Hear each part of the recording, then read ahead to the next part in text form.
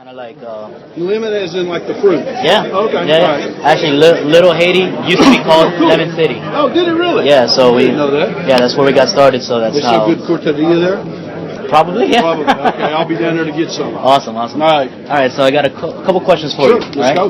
First, how familiar are you with FIU's culture and their history, and how do you plan to utilize that to your advantage?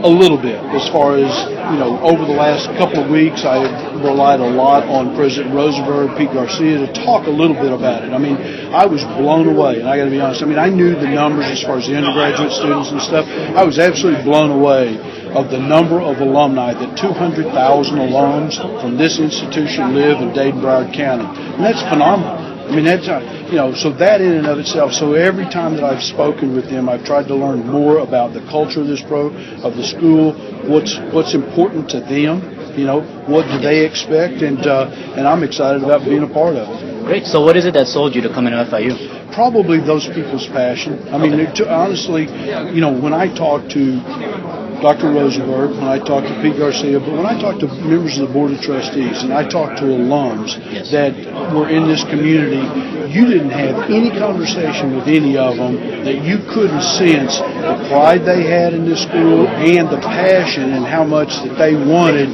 to unite this entire community and to spring this program forward. I mean, it was contagious, I got to be honest. Yeah, I mean, I got to agree with you. I'm an alum from FIU, so I know exactly what you're talking about. So, I'm sure you're aware FIU's football program is still very young. 2002 was the first year. Yep. So a lot of FIU fans probably grew up University of Miami fans. Oh, I'm sure. So the news of you coming here is probably a big deal to them. What do you have to say to those people? Yeah, well, obviously, I want you to come home. I want you to come back to FIU. I want you to be here to help support us, help support the kids, help us build this program, and be a part of it. I mean, what better thing can you envision doing on Saturdays in the fall than come and making a difference in the lives of the kids? I'm going to do it as a coach. Fans can do it by coming and supporting and cheering, and helping us try to win games. I mean, I'm that's going to be part of the challenge, is try to, reunite everybody and get everybody involved in the program. Definitely. All right, last question. Sure. How much, in your opinion, has college football and coaching college football, how much has it changed since you last coached in the college level?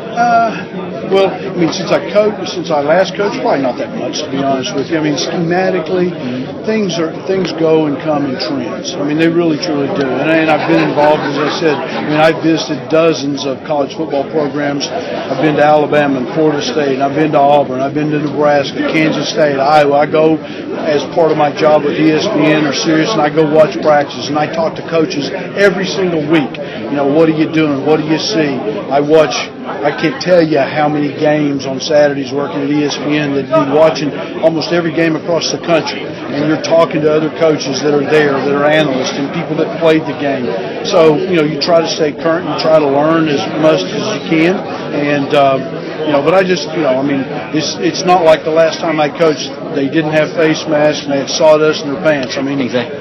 So it hadn't been that long ago. Yeah, I'm sure. So, for real, last question. I'm sure it'll be incredibly easy for you to walk into any of the high school programs here and meet the kids, meet the local athletes. Mm-hmm. But how strong are your ties still to this day with those high school programs? Well, I don't know if I can explain it any better than my phone won't take any more text messages and emails. I mean, it is absolutely blown up. I mean, it was well over 200 almost instantly of people. And I will tell you this, and you can write this down, that of the first 200 texts that I got, well over 100 were from former players from 4 different teams.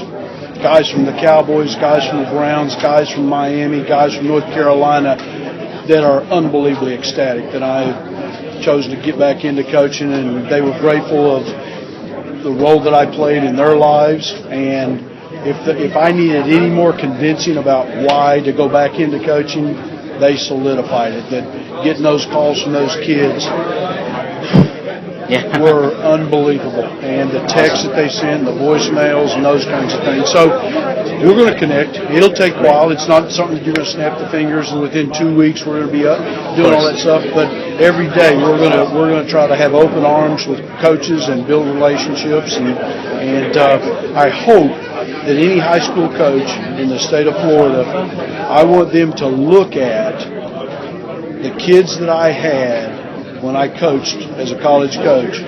How did it work out for them? And if it worked out good for them on all areas, in their life, in their academics, and in their football career, if it worked out for them, help me. Perfect. Okay? Thank you for your time, You're Coach. welcome. Coach, Linda Robertson.